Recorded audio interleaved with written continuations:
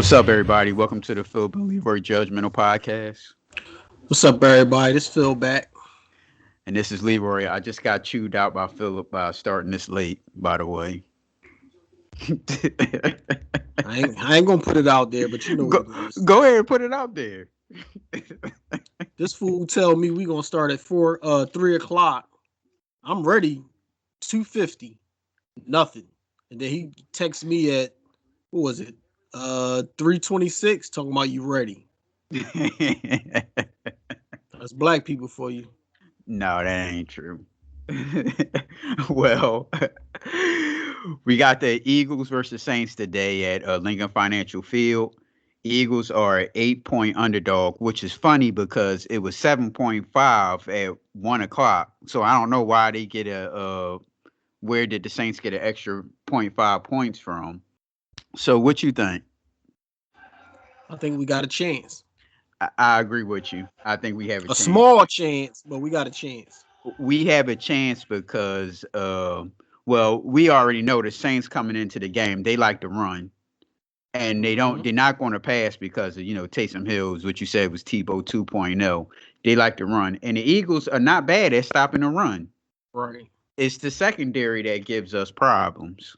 So I agree right along with you. So, and I think if the secondary, if Taysom Hill is forced to throw, he gonna throw some ducks out there. You just got to be around the ball and you can get an interception. Right. So some stats for y'all. The Saints are averaging 6.0 yards per play on first down. That's tied for ninth highest average in the league. The Eagles defense is 18th in opponent yards per play on first down, 4.8. And that's going to stop all. Well, what we just said, that the Eagles are good at stopping a run, so they're not really going to really throw much on first down. The Saints are not going to throw much on first down. The Saints are 5th in first down rush average, 5.0. The Eagles are 25th in opponents rush average on first down, 4.6. Interestingly, the Saints are averaging more yards per play on first down the last 3 games with Taysom Hill at quarterback, 6.3, than they did in the first 9 with Drew Brees, 5.9. The fact that 2 of Hill's 3 starts has come against Atlanta Falcons, who have one of the league's worst defense, what Philip and I just said, may have something to do with that. 197 of the Saints' 359 first down plays, 54% has been run plays. And Hill's 3 starts, the States have run the ball 57 of 86 on first down plays. That's pretty much what we just said right there. Now, has Taysom Hill beat a good defense yet? Nope. Let me see. I'm gonna pull up his 3 games he played. I'm gonna pull up his 3 games, and I'm gonna tell you his stats also. All right, so he played Atlanta twice so far. He 18 for 23 for 233 yards. Let me see. No TDs, no interceptions. He rushed 10 rushing yards for 49 yards. That was the first Atlanta game on November the 22nd. November the 29th, they played Denver, 9 for 16, 78 yards passing, 1 interception. He also ran the ball 10 times in that game for 44 yards. Now, last week, December the 6th, against the Atlanta Falcons again, he was 27 for 37, 232 yards, 2 touchdowns, no interceptions. He ran the ball 14 times for 83 yards. That was his best game. So his best games was against Atlanta, which has poor defense. And the Eagles in the front aren't really that bad. So I think the Eagles really do have a chance this week. Yeah. What you think the score going to be? Prediction. We'll get to that at the end. Let me read some more.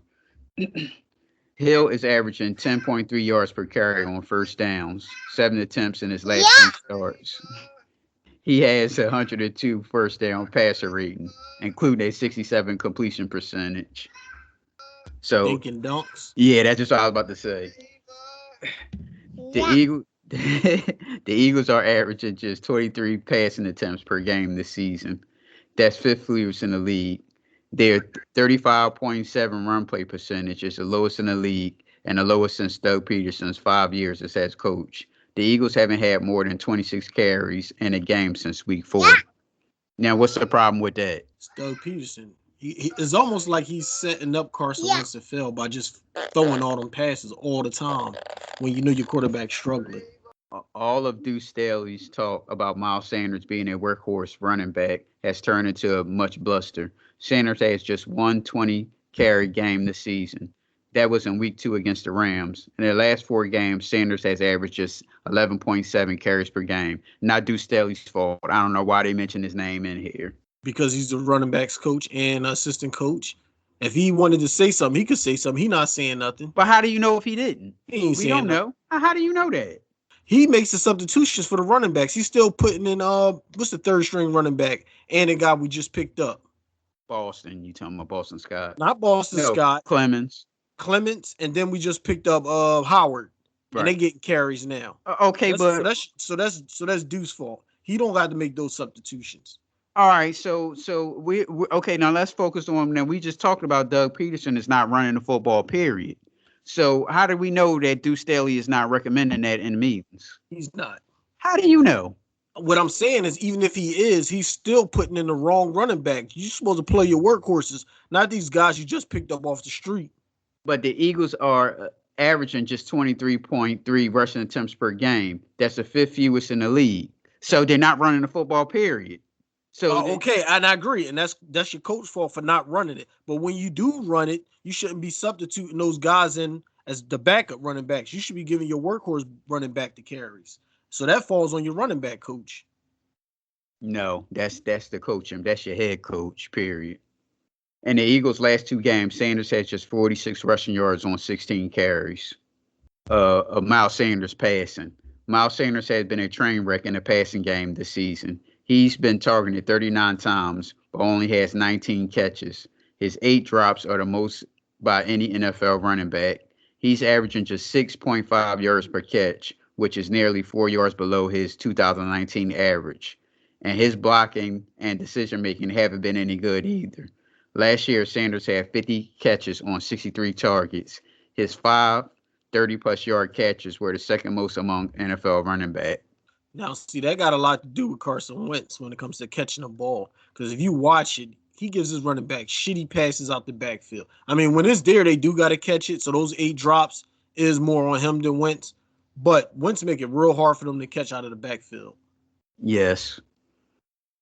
And that was the Eagles' strong point with those halfback screens and just throwing it to the running back. And he just hasn't been doing it. And then when he throws it to him, maybe wide and high and like I don't know who he's throwing it to. That's got a lot to do with the coach because he don't run it like we used to run the screen pass to the running backs like we used to. So Carson not even in sync with these guys to even run that play. So every once in a while when he do run it, Carson Wentz is off. You know what I mean? So I don't know. Right. The Eagles have just 3 interceptions this season, along with Houston. That's the fewest in the league. They haven't had any in the last 5 games and just 1 in the last 8. They haven't had any in 10 of their 12 games this season. The fewest interceptions in their season in franchise history was 8 in 2012 and 1983. Their fewest takeaways in the season, 13, was in 2012. The Eagles currently are tied for 31st in takeaways at 11. So that's why I like reading these stats because it's what Philip and I was saying about they need either a cornerback or a safety. They need a big name cornerback or a safety, not draft one. They're not turning over the football. And that's why I said I would have kept my secondary that I had. Them gelling together would make them play better. You know what I mean? They know the system, they to play better. Every year we keep starting over with new starting receivers, new starting safeties. You're never going to get nowhere. Right.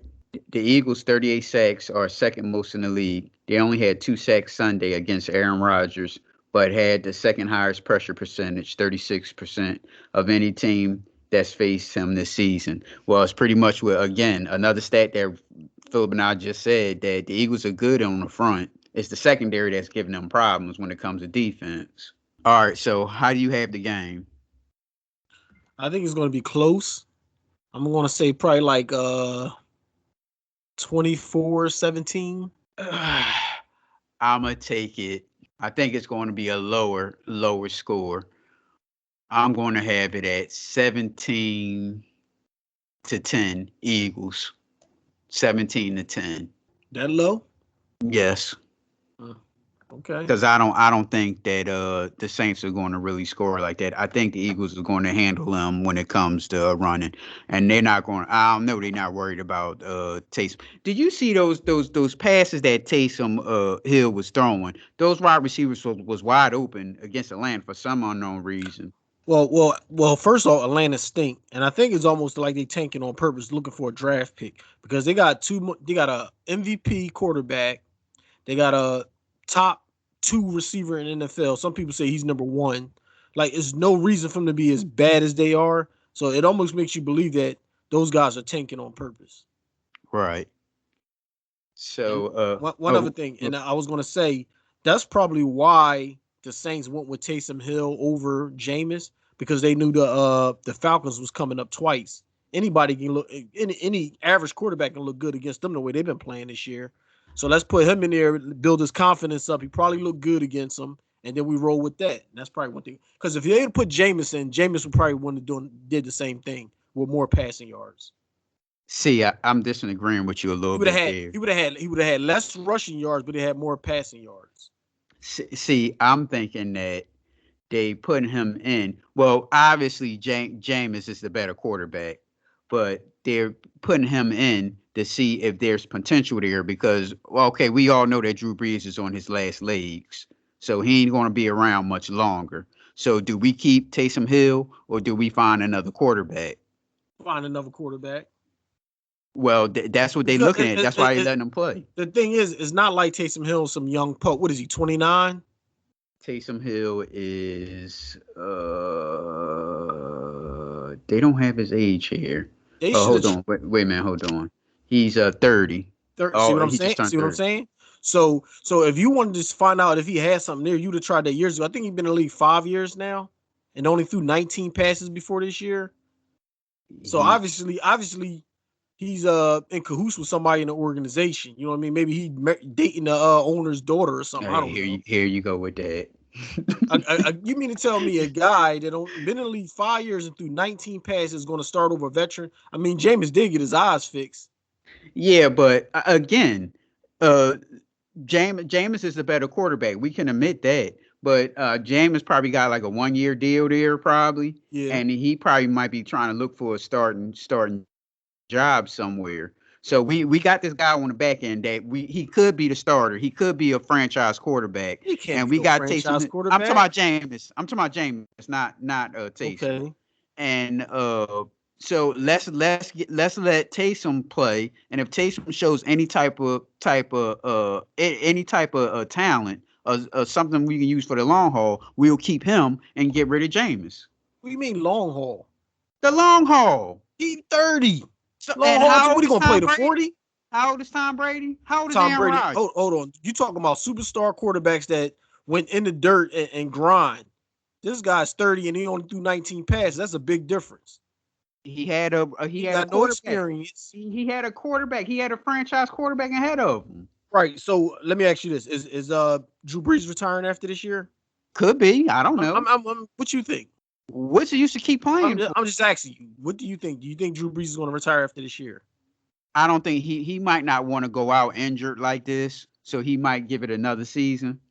Okay. I think he'll play 1 or 2 more years. So then that pushes Taysom Hill back another 2 to 3 years. So now you're 33 and you still think he a franchise quarterback at 33 that never been a starter?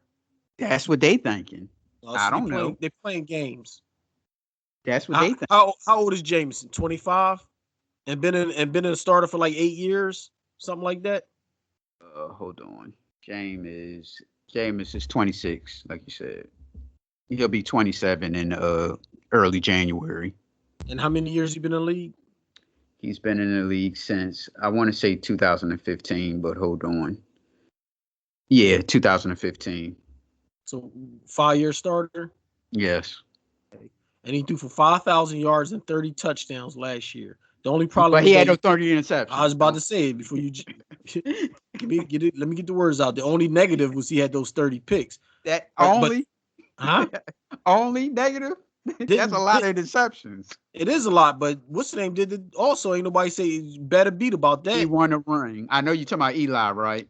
I ain't talking about Eli. I'm talking about what's the name? Brett Favre.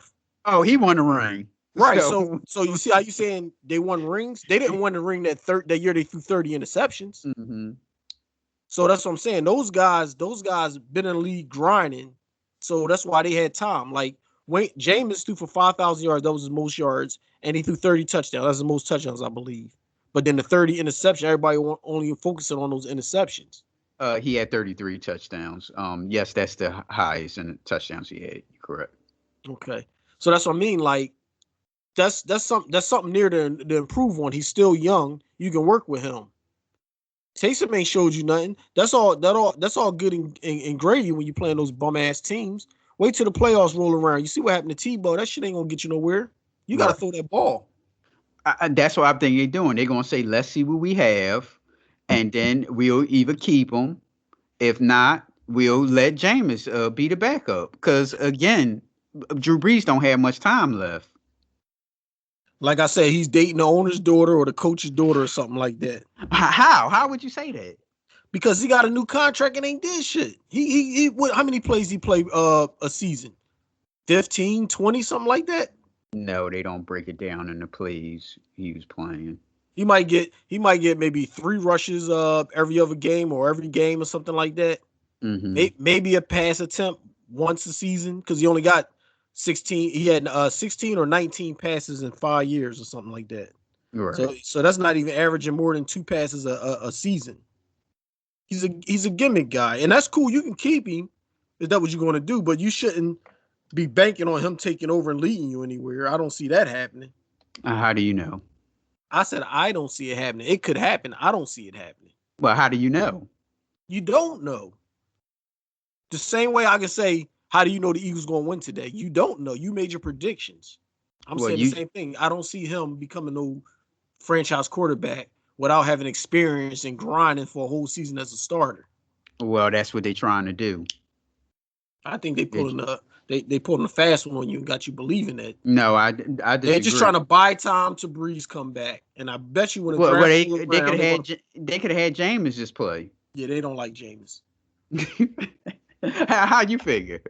They don't like him because he'd be playing if he was. No, they want to let homeboy play and see what they had. I bet you if they had a lot the 4 games that Taysom is supposed to play, I bet you if those 4 games was against the top 4 defenses in the league, Jameis be playing so he can get his ass kicked and look bad. No. You got some bum ass teams on a schedule. Let's throw him in there. They garbage anyway, so he might look good. So okay, if he looks good, you talking about Taysom, right? Yeah. Well, all right. So it's really only 2 games against Atlanta. He really only looked good in.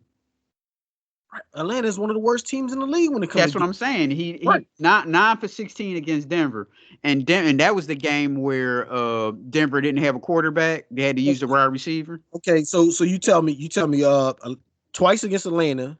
Yes. A top 5 draft picking team because they garbage as shit. Denver, another garbage team that won't make the playoffs, and now the Eagles, another garbage team that won't make the playoffs. They on the bubble. So that's 4. So that's okay, bubble, but they only got 3 wins. So that's 4 teams that's trash. Let's throw Taysom against this little stretch right here. All right, no, because they playing Kansas City after the Eagles, and they playing Minnesota. Those are the 2 playoff teams. Okay, we talking about the first 4. All right, so if you keep him in at the for the rest of the season, he's going to go against Kansas City and Minnesota. Suppose he plays good. Do you keep him? I don't see that happening, but he's under contract, so yeah, you keep him. Isn't he under contract? He just signed a new contract. Yeah, but we all know that those contracts ain't worth really nothing. Hell, people saying they'd get rid of Carson Wentz at the end of the season, and he got $100 million contract. So those contracts, this ain't the NBA. But what I'm saying is Taysom never did nothing to warrant a new contract. He threw 19 passes in 5 years and still got a new contract. He got in April he signed a 2-year, $21 million contract. Now we all know that that's not really much in terms of that's a lot for a backup. Yes, it's a lot for a backup, but you didn't pay him to be a backup. You giving him They No, you paid didn't. him. You They give him paid him. so you would give somebody $11 million a year for them to just come in and run every once in a while? If he date my daughter, yeah. Oh, knock it off, man. I'm gonna make sure. I'm gonna make sure she all right. Knock it off.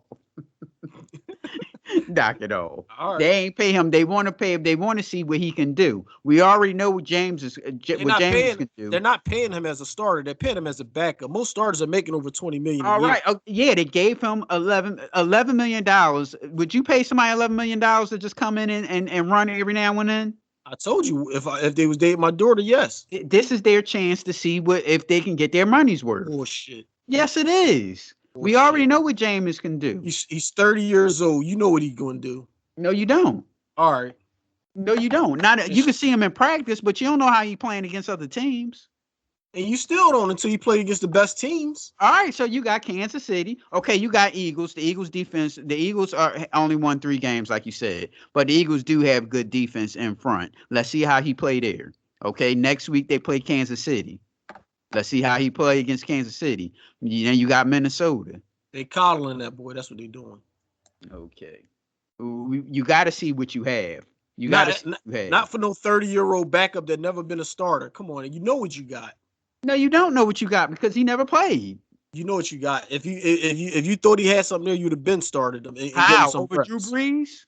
Give him some reps over Drew Brees. Do you think he should start over Drew Brees? There's been other guys there that started over. Shit, last year Taysom Hill was there, but they still played Bridgewater over him. So I'm not trying to hear that. He was the better quarterback. Now this year, Jameis is the better quarterback. Yeah, but they signed him to a 2-year contract, a 2-year deal with $21 million. Next subject, because we're not going to see eye to eye on this one. Oh, we see. No, you're not saying it the right way. You're trying to tell me they trying to see what a 30-year-old got because he might be a franchise and he only threw the ball 19 times in 5 years. That's bullshit. Then why would they sign him to an 11-year deal? I told you why. No. Football wise, not because he dating somebody's daughter. That's why. That's the reason why. All right, y'all. We be back. The game is almost about to come on in a couple of minutes, so we'll be back at halftime. Hopefully we'll have a New Orleans native this episode compared to last week with the Packers. That's been bad luck ever since you've been getting these guys on here. Yep. Rubbing it in our ass. Yeah, and then it'd be funny because they always talk, they talk stats and all that stuff intelligently. As soon as we wrap it up, they want to like rub it in our face and shit. Yep. All right, y'all, we be back. All right. Eagles! All right, y'all. This is the happiest I've been so far since we've been doing this. The Eagles are winning 17-0, and everything is going down pretty much what we said. Did you notice that? Yep. And another thing, the Saints, whoever the defensive coordinator is, they stupid. Why keep blitzing the guy and you know he's going to run? Why not let him stay in the pocket and let him test his arm? That's that old coaching mentality where you think like you got a rookie, he's short, he ain't had that much time to practice and stuff with the team, so we just gonna blitz him and scare the shit out of him, and that shit ain't working. No, because you keep blitzing him, he going to keep running. So why don't you just let him throw the football? Yeah. Well, Jalen Hurts is 12 for 21, 129 yards passing, 1 touchdown, no interceptions, no sacks. Miles Sanders have 8 carries, 96 yards rushing, 1 touchdown, 12 yards a carry. Jalen Hurts has 7 carries for 75 yards. Boston Scott 1 carry for 2 yards. Well, they just said he had 81 yards on TV.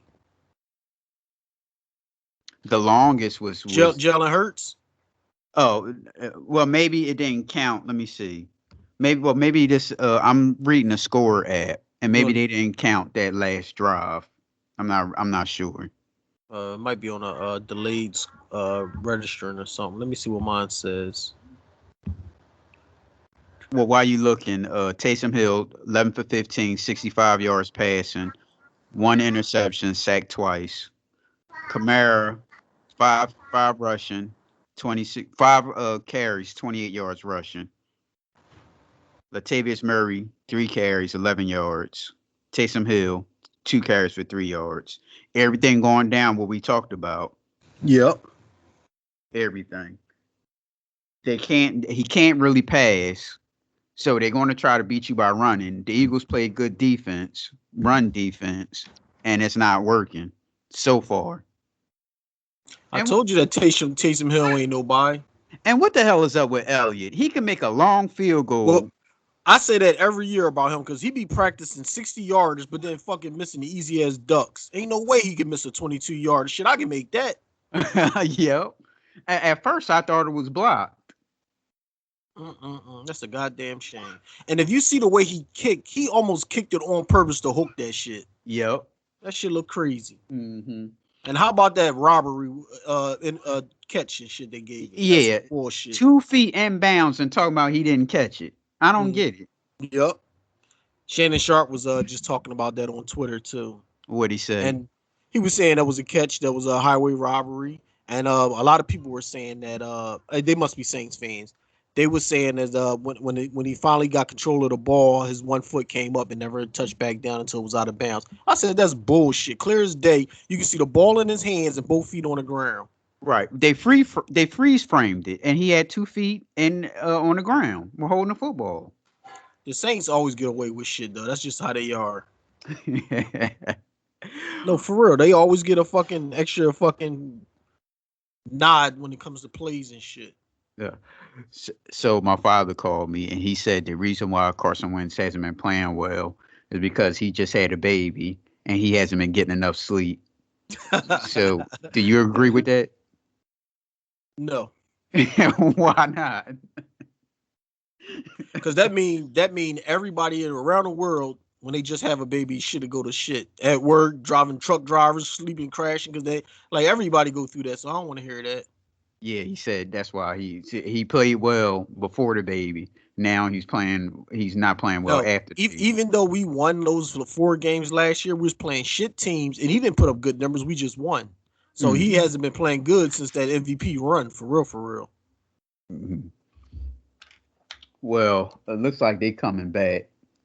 All right, my score was 17-10. They already got 17. So you think? Well, I know they're gonna score again. Well, hopefully they score again in the second half. So what you looking at in the second half? More the same, but as long as we can keep the pressure on, we're gonna force Taysom Hill to throw that ball. And when we force him to throw the ball, we got a better chance. Right. You see how the Eagles playing? They're not really blitzing Taysom Hill. Mm-hmm. They letting him try to throw the football. Right, and that's how they should be playing us. Right. I mean? That's what you do with a running quarterback. You can't keep blitzing him all the time because they're going to just take off running on you. Yep. Like, let him throw the football. Keep him in the pocket and let him beat you with his arm. Now the announcer was saying you can't say it all on Carson Wentz, because everybody's stepping up to make plays for Jalen Hurts. I was like, this is bullshit. I said, because Jalen Hurts is putting that ball where they can catch it. They don't got to dive and shoestring and wait for it behind them, all that dumb shit. They getting hit in stride, even when he threw the swing pass to the running back. Like, it's on the money. They don't got to break stride or nothing. Carson wasn't doing that. Yep. Well, all right, y'all. We'll be back. There's someone in my notifications. I've been tweeting some Saints fans, so it's probably someone wanting to be on. Actually, it's more than one. So I'll check it after we done here. Okay. All right.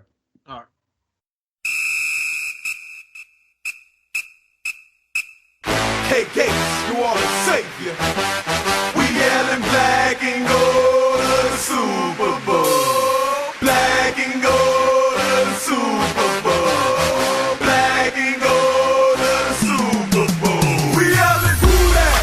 Who that? Who that? Who that? Who that? All right, y'all. We back. We finally did it, Phil. The Eagles finally won a game. The first game since doing this. 24-21. Yeah, and the refs tried to take that from us. Everybody, we got. They was trying. We got Brandon Fred Jones from FanView NOLA, co-host of the FanView NOLA radio show. We'll get to your radio show later, but I got a question for you. The Saints, coming to this game, the Saints is 10-1. Do you feel like that's a 10-1 team? I think that they're a 10-1 coach team. I think Sean Payton right now is the best coach in the game. In terms of offensively, getting to make sure his team is prepared. Make sure his team prepared for the opponent that they're playing. So, do I see the Saints at the 10-1 or the 10-2 team? Yeah, as long as Sean Payton is the head coach of the team. Defensively, coming into this game, they had the best defense in the NFL since week 6. Which Obviously, is Drew. that was a joke too, by the way. That's because of those last 3 teams they played. Yes. Number 1. Because the thing, as we talked about, when I send you the link, see what we do is we do a pregame, a halftime, and a postgame segment. But what you got to look at is the fact that the past 3 games, obviously you played Atlanta twice, which the Saints played. They have their game plan. They know who Atlanta is, and obviously you played Denver, who had a practice squad receiver playing quarterbacks. I don't even try to count the Denver game. Like I tell people all the time, I can't count it. They didn't play with a starting quarterback. But you had one. Yeah. And he didn't do anything. Well, Taysom Hill is a backup quarterback. He's a special teams player who's a backup quarterback who's starting that quarterback. He's Sean Payton's guy that he's been on his roster now for going on 3 years, and he thought he could be a quarterback. He thinks he could be a quarterback, and when Drew got hurt, it's just finally his opportunity to see if Taysom Hill could be a starting quarterback in his league. And obviously he's 3-1 as a starter. Thank you, because I said now, that Philip earlier. Now I got a question. Why didn't Taysom Hill get his chance last year? Well, Teddy Bridgewater was the quarterback. Right, but Taysom Hill was there before. Same like this year. But the contract, Phil, we talked about it. Well, it's a contract. He signed an extension for like a 2-year deal, $18 million. This upcoming offseason, right. Teddy Bridgewater, he signed a contract. I understand that. But what I'm saying is, he should have got his. If they thought something was there, he should have got his opportunity before they brought Teddy over. No. Teddy signed a contract. Teddy was on a 1-year deal for $7 million last year. So when Drew went down, you're going to play the $7 million backup. You're not going to pay a guy who's getting paid. But what I'm saying is, if you thought something was there, then you would have never brought Teddy in anyway to be the backup. You'd have went with Taysom as your backup and just put a third string bum in as your third stringer if you needed a third string quarterback. Well, he needed to be developed. And like I said, to me, he's a Swift Army knife. He's a special teams player. He's not really a quarterback at this level. Now, did he play quarterback at BYU? Yeah, but is he a quarterback at the pro level? That has to be developed. Last year, he was not a starting quarterback in his league. Even the year before that. That's why you saw him playing on special teams. Right. I agree with that. And that's why I was saying he's been in the league 4 or 5 years now and only threw 19 passes before this year. Yeah. So I was making a joke earlier, but there's probably some truth to it that he was dating the coach or the owner's daughter, and that's why they keep him around. He's a football player. He's not a great quarterback. He's a football player. I call him a Swift Army knife. I call him down there. I call him White Uptown. He's special teams, or some people call him special teams Hill. He's on special teams. He's a runner. He's a tight end. And let's keep it a band. Anybody who's playing special teams in this league, he's not a quarterback in this league. That's just keep this 1,000. Right. I mean, so I had told Philip that they're playing him to see what they have. See, they signed him to that contract, and he's making $11 million this year. So okay, you got to see what you got. Is Jameis the better quarterback? Of course, everybody knows that. But let's play him now and see what we have. I can see what I'm saying is I can see if he was younger. He's now 30. You should have been saw what he had. Now is towards the end of his career. What he got? How many more years left? Maybe 6 as a backup. Right, I got you, but they gave him a contract. They gave him a contract. See what we got. Let's see what we got. We got. If he never got an extension, Jameis Winston would be your backup quarterback. Right? Jameis is getting paid less than $1 million. So there's no demand to rush to play Jameis. Jameis is the better quarterback. Yes. Jameis is the one who picked first overall. Jameis is the one who threw for 5,000 yards last season. He's the better quarterback.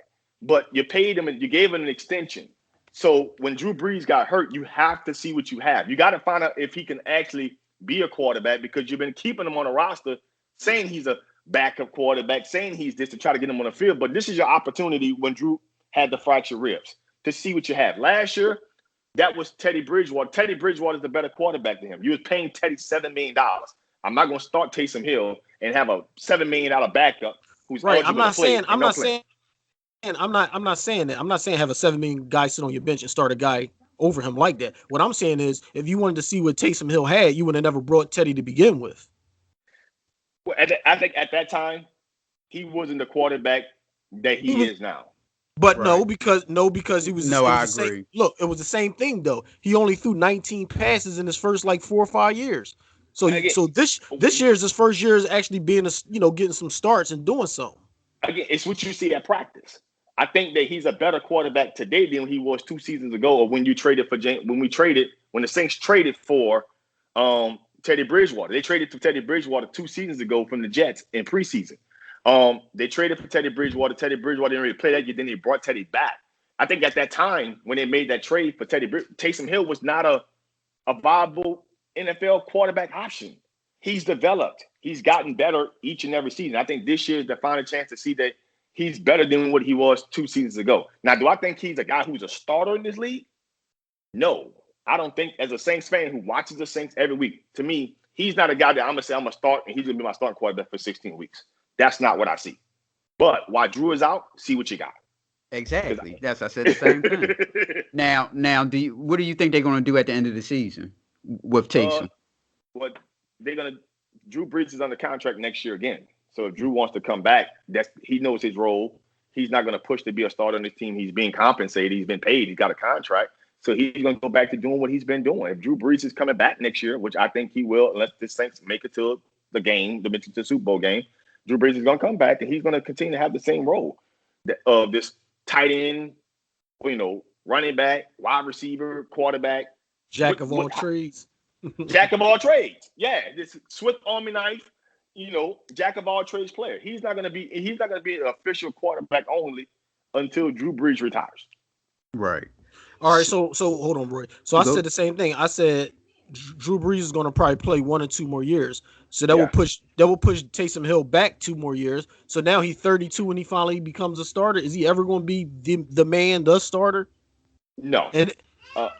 No. At that point in time, to me, you go younger. There's too many quarterbacks now who are like the Justin Fields or Trevor Lawrence's, and they're going to have more guys coming out and in the next 2 or 3 seasons that go out to end college football.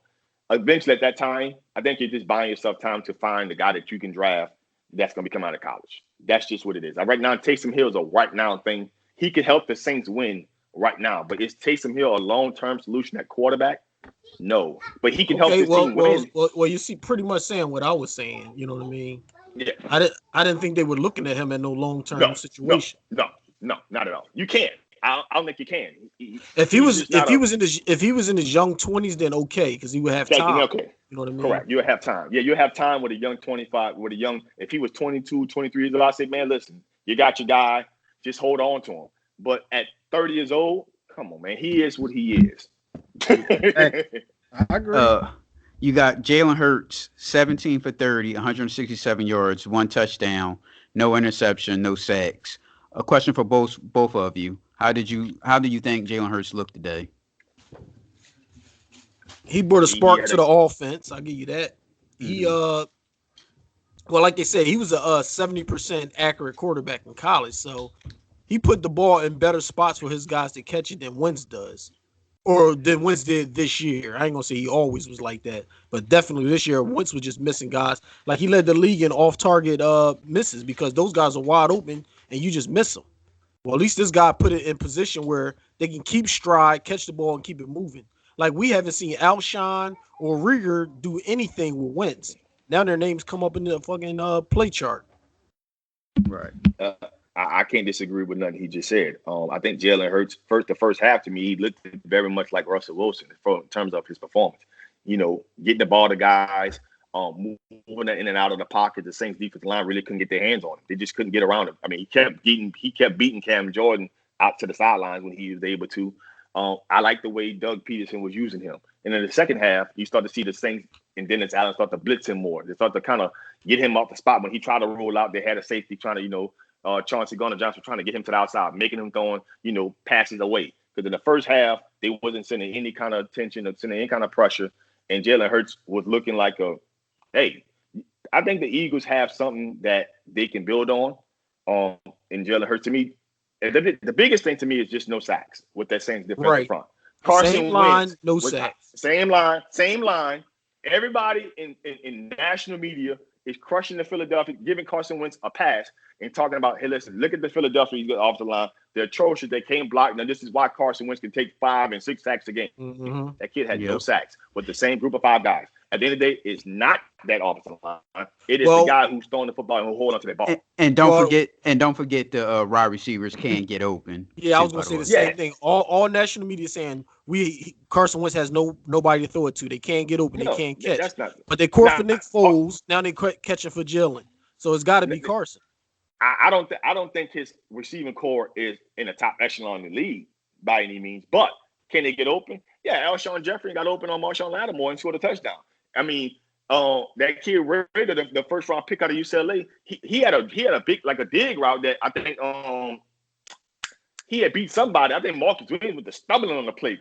Jalen Hurts overthrew him a little bit. You know, and I'm like, these guys can get open. Now, are they top rated guys? No. Or do they have? Or if I'm comparing them to receiving core, they're not better than Tampa Bay. They're not better than I would say Seattle. They're not those receiving cores. But will they do? Yeah, they could do that. To me, it's they can with that guy quarterback. He did a lot better things with them than what Carson Wentz was doing. To me, Carson Wentz just has regressed just as much as Matt Ryan, and it is what it is. Now, a question for Phils. Now, Fulgham was the hottest wide receiver for what? 2 weeks, 3 weeks? Probably like three or 4 weeks. Yeah. Okay, so how come he's not getting a catch now? All of a sudden, that's your coach. You have to put him in. Like as soon as Alshon got healthy and Ertz got healthy, he stopped using him. So now we're doing more double sets, and Alshon is getting in there, and now Rieger's is healthy. So it's like he's falling out of favor. But by his performance playing good like that, he should have been in there. You should have to make sure he's in the game. He showed he can get open. He showed he can catch. Right. I think it's politics. I just think this kid, I think Rieger was an undrafted free agent receiver. And I think when Alshon comes back, you invested the amount of money you invested into him. You already gave him an extension, I think, a couple of seasons ago. And it's just, it's politics. You got Rieger, who's a first-round pick. You invested in Alshon. It's just at a point in time, I think he should get the snatch. I think he's earned that opportunity. But different quarterback, to me, it's politics. I think the kid should have been on the field. He should have been on the field, but the thing is, like, we can still use Alshon because that over the shoulder fade touchdown that he threw. Yeah. I've seen Carson try that maybe 3 times in his career to Alshon and missing every time. He just can't connect with. And then the rookie come in and throw it on his first try like that. Yeah. So like you can use Alshon near the end zone. You know what I mean, and let the other guy play. Fogel play the rest of the time. All right. No argument for me. Oh, okay. Another question for both of you. All right, it's the end of the season. What are the Eagles going to do with Carson Wentz? You're going to, to me, if Jalen, here's the thing. You keep him right now. If Jalen Hurts comes out here, and let's say he starts the remaining, I think we got remaining, 3 games left of the season? Yes. If Jalen Hurts comes out here and he's completing, let's say, 65% of his passes, he got over 200 yards passing, and there's no turnovers, come the offseason, you're trading Carson Wentz. You're not going to pay a guy to compete for that job that he's basically lost to a guy who's already on the team, and you're not going to pay Carson Wentz $33 million plus because you understand Carson Wentz got the extension a couple of seasons ago. Right, but so it's going to be hard to trade Carson because he's making so much money and he just stunk up the joint this year. So his track record is looking pretty bad. The injuries to get benched by for a rookie and been stinking up, and you making $25 million or something. Mm-hmm. Yeah, but it's going to be a situation where look at a team like the Colts. Do you think they're going to bring back Phillip Rivers? I mean, Phillip Rivers is an older guy. Frank Wright will probably like a younger quarterback. Obviously, he doesn't have Andrew Luck anymore, and Jacoby Brissett is not going to be their starter. They're going to move on. Brissett is making $21 million as a backup. Yeah, but he's making $120 million this year. Next year, he's a free agent. So you're going to have Phillip Rivers and Jacoby Brissett off the books. They have enough cap space to trade for Carson Wentz. Because they're going to need a quarterback. Well, they say that Carson Wentz is missing Frank Wright, so that'd be a good spot for him. He'd be back with his coach. He'd be back with his coach. Now, outside of that, I mean, it's trouble in paradise. I think you let Jalen finish out the season for the last 3 games, no matter how bad he plays. Just let him finish it out. Then next year you have a quarterback battle. Winner gets to start between him and Wentz. But the guy's he'll be making $33 million next year. Something like that. Okay. Yeah, he's making a ton of money next year. It's going to be real hard to get rid of him. I'm telling you. So I'll let you go ahead. It's gonna be tough. It's gonna be tough to try to get rid of him next year. I think he has a $25 million in guaranteed contract next year. I think he has a cap number of $34 million. That's what's gonna kill you. That it's cap hard. number. It's a cap number. It's gonna be hard to move him, but it's gonna be a situation where if you give him a chance to compete for the job next year and he wins the job, what are you saying? Like right now. You're in the worst division in the NFL right now, and he cannot with his current situation, he can't help them win games. So you got a situation where going into next season, why would you want to keep this guy? He can't help them win games right now. Right now it's all in his head. Maybe he can get back to form. Get humbled because he was benched. Maybe he can see some stuff from the sideline that he wasn't seeing when he was in the game.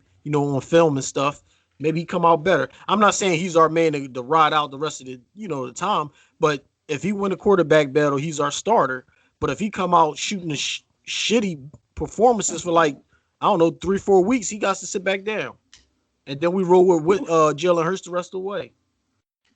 No, you playing a game that they're not going to be paying nobody $30 million with a hat and a clipboard.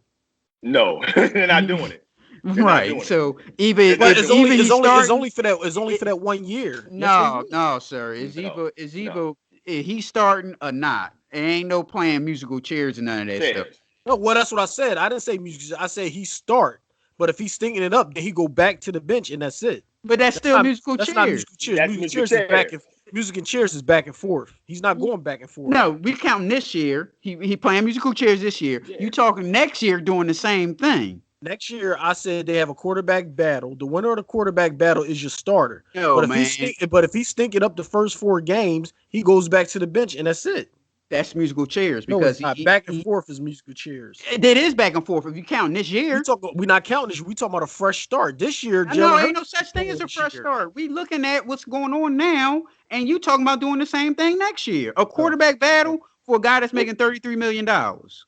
Yeah. Here's the thing: you got to think about your locker room. Think about your locker room. These same guys are going to be in the locker room next year. And think about it this way: if he cannot help them win games this season, and you give him an opportunity at that job, whether he wins it or he doesn't, what's probably going to come in is that if he goes out there and he starts to take sacks, and if he's not lighting it up, meaning like he's not going for 300-yard games, 3 touchdowns, if he's not lighting it up, if he's not looking like a top 5 quarterback in this game, why are you just not? See, I look at it this way. Then why not just play him now? Why not just play him now? See, what happens is that you can't go back into the locker room and tell yourself, oh, he's going to have a fresh start. No, he's there. He's not injured.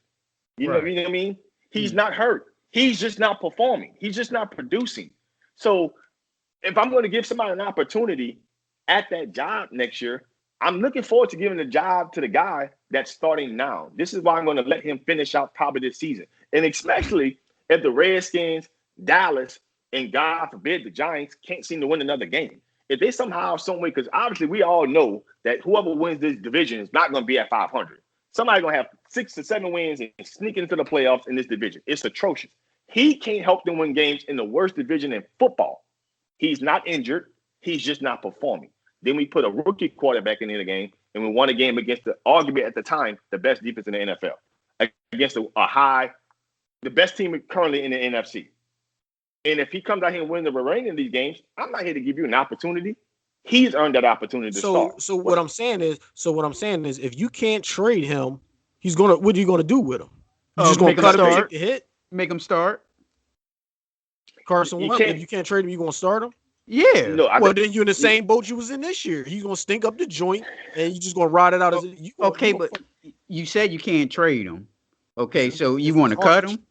You can't cut him either because you're still gonna get hit. All right, so you want him to sit on a bench and making $33 million a year? Okay, Ain't that what I just said? Jacoby Brissett doing? Okay, He's making 21 million sitting on the bench. okay, that's for a year, and he still And comes that's what Carson in Wentz now is and going to then. do for 1 year. But like Brandon said about the locker room, think about the chemistry. If let's just say like you were the defensive lineman, and here this guy is not doing anything, making $33 million in a season with a clipboard and a hat, and you sitting there busting your ass, and you making less than he is. Bad. Think That's about bad the in the locker room. right? Yeah, Well, I'm not doing that. I'm not doing that. So, Get him to do it because he's making all that money. So it's already been rumbles in the locker room. You know what I mean? And Alshon Jeffrey, they said he was the guy that was talking the shit about Carson Wentz.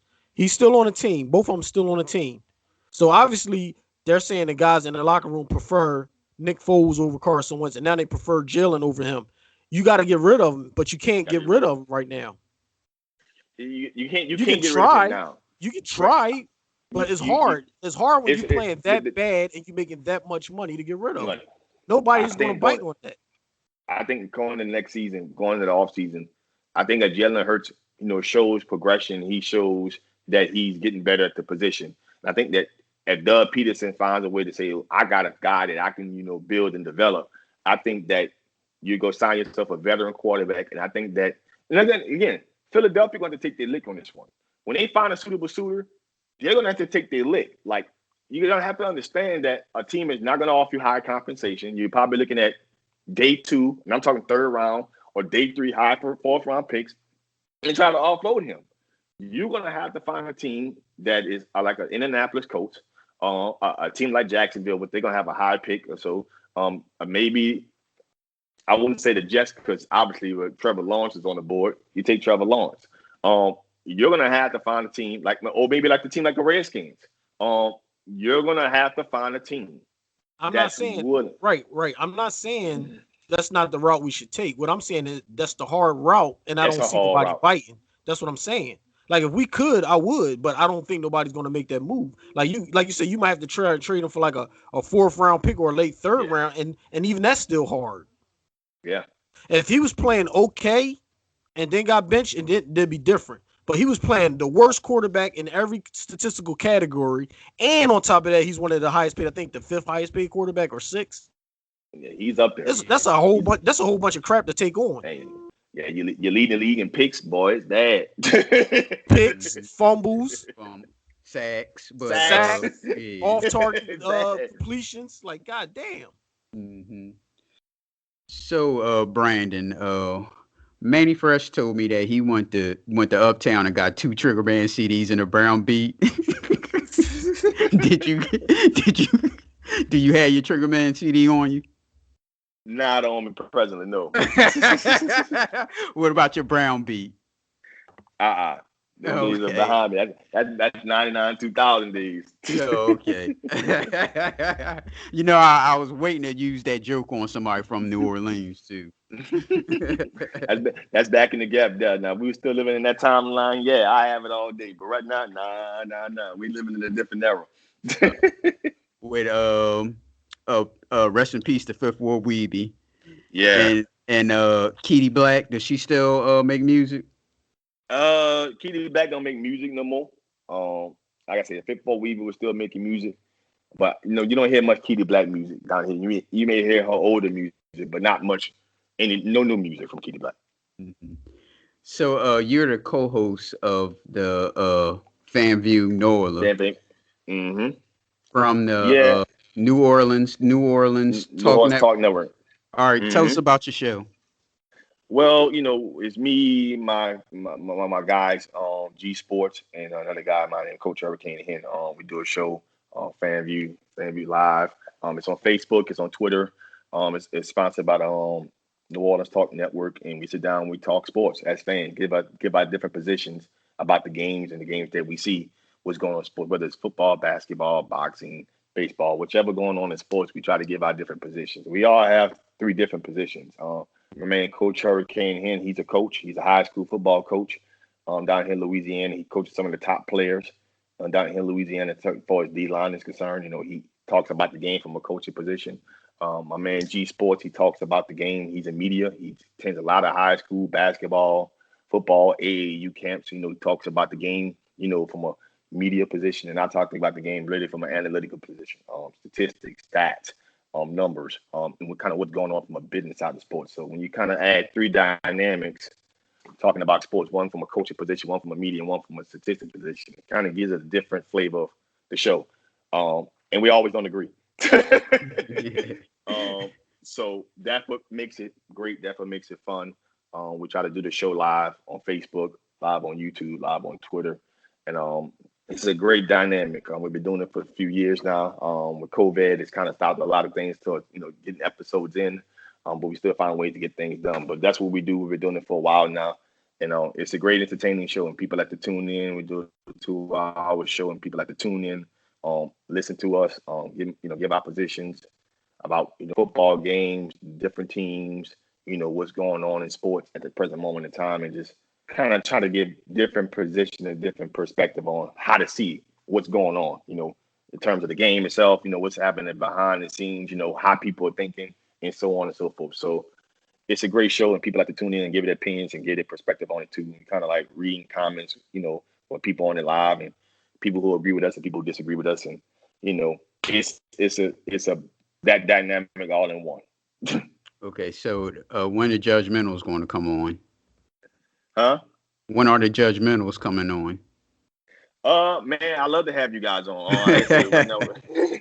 I love to have you guys on, man. I know, like I said, we've been doing the show back and forth. Like I said, we got a producer on the New Orleans Talk Network, and we're trying to get with him to make sure that, when we're producing the show again, because it's like I said, due to COVID, especially down here in New Orleans with these cases, we've been doing the show hit and miss. So I have to get with you guys and let you know. Hey, listen, when we're doing the episode again, I like to have you guys on. Okay. I'm more than happy to do that. Okay. So before we let you go, I want to ask you what you think of how my boy Lonzo and the Pelicans going to do this season. Lonzo, I think Lonzo is getting better each game. I think Lonzo is becoming to knowing what his role is in the NBA. I think he's kind of accepted the fact that he's not a superstar, but he can rebound. He can distribute. He's not much of a scorer. So I think he's accepted the fact that he's a starter in this league, and I think he's getting from underneath his dad's shadow, so to speak, and becoming his own player. He's not going to be this superstar. He's not going to be this once in a lifetime game changing point guard. He's not Magic Johnson. So I think he's finally accepting that, and I think that he's going to have a decent season, pending significant injury. I would just like for him to see him score a little bit more. We know he can pass, we know he can rebound, and we know he's a great on-ball defender. But he got to find a way to get himself some easy buckets, because he's on a team with guys who can score, such as Brandon Ingram. Obviously you got Zion Williamson, you got the pop-up shooter JJ Redick, and they just moved Drew Holiday this year. So I'm looking forward to seeing Lonzo. Lonzo got to find a way to stay healthy, and he got to find a way to get easy buckets. If he can do that, then Lonzo Ball is going to be a person that can help the Pelicans get to possibly 45 to 50 wins. But if he don't become that kind of guy, then Lonzo Ball could be going from team to team from years to come. All right. So what you think Zion is going to do this season? Health is his concern. If he's healthy, he's going to be a walking 25 and 12 guy. Mm-hmm. He's not healthy, it's an issue. And I think that the Pelicans have more than enough time to make sure they can find a way to get him conditioned. I think if he could give you 50 games, he's a 25, 12 guy, borderline all-star, but star for sure. He has star written all up in the making. See, for him. My problem with him last year was, the being out of shape was number one, and number two, he does that thing where he'll run fast when he know he's getting the ball, but then on defense, when he's running up, he'll be slow and lethargic. Jogging. Yeah. Jogging. I hate when players do that. Well, a lot of young players do that now anyway. Like if Well, they know they're getting the ball, he'll run like super fast. Mm-hmm. But when on defense, I call it it's effort. Mm-hmm. He's not giving the same effort. He's not going at it. He's not giving it the same. And that comes down to conditioning. That just comes down to, can you run the floor, back and forth, back and forth. We got to understand that a lot of these kids, they're not giving them a pass. You go from playing 35 college basketball games, now you're hit and you're responsible for 82. Your conditioning needs to be up to par. And at this level here, everybody's a pro. They can score just as fast as you can score on the other end of the floor. Right. So all that's an adjustment getting into the NBA. Can Zion score? Can Zion get to the paint? Can Zion, manhandle somebody and look athletic and look all the offensive things besides being a shooter? Zion Williamson has it because he's a freak of nature. Defensively is where he's going to have some question mark because that's going to come down to effort. And obviously throughout the years, he's going to have to become a better shooter. He's not a good shooter at this level. He's just not. But it's got the limit for him. Right now, everything is athletic ability. You really want to run the floor with him. You really want to get out in transition with Zion. And that's what I think Lonzo Ball can help with. Getting out in transition, getting that ball to line, getting that ball to guys like him, getting that ball to guys like Brandon Ingram, pushing the flow, getting up and down the court. I see all that in Lonzo Ball, even though he's not an athletic guy. But he can do that. But Lonzo got to pick it up as that. Lonzo got to figure out how to get easy points. Lonzo got to figure out in transition, man, look, I can get to the paint and make a layup and get an easy bucket. Sometimes when it comes to scoring with Lonzo, he makes it a whole lot harder than what it needs to be. He wants to settle for a 3-point shot, and his form is just not good. So he got to find a way to, in pick and rolls or out in transition, get easy buckets. And if he can figure out how to do that, then Lonzo Ball got a whole career ahead of him. But if he don't, then he's going to start bouncing from team to team to team and becoming the next George Hill of the league. All right, Mr. Brandon. Plug your Twitter and all your social media. My Twitter is at B. Fred Jones, or you can follow us at FanView NOLA on Twitter. I'm at FanView NOLA on Twitter. If you're on Instagram, you can follow me at B. Fred Jones or follow us at FanView Live. And if you're on Facebook, it's FanView Live, man. All right. I appreciate you joining us. And thank you for us rubbing in our victory. No, listen, man. You won. Y'all won. I don't take nothing from you. I'm not going to say we ain't had Drew Brees and this and that. I ain't with all that. You played a great football game. Taysom Hill, but this is his fault. We stalking. I ain't about to come out here, man, we had Drew Brees. No. You've been starting for 4 weeks now. That's our guy. We lost. And this is the first time I would say this. I give Philadelphia a lot of credit. The Saints have had a 55-game streak of not allowing a 100-yard rusher. And Philadelphia had 2 in one game. You had Jalen Hurts and you had Miles Sanders. So I give Philadelphia a lot of credit. They ran the football today. It is what it is. Yeah. Thank you, Brandon.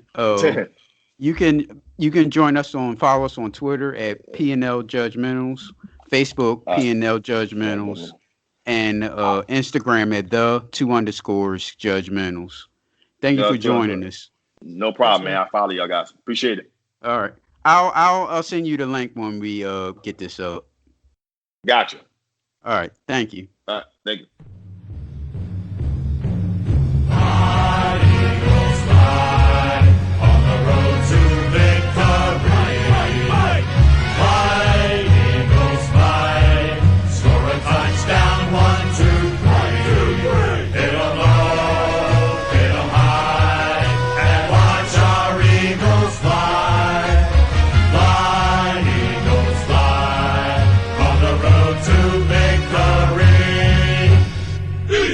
T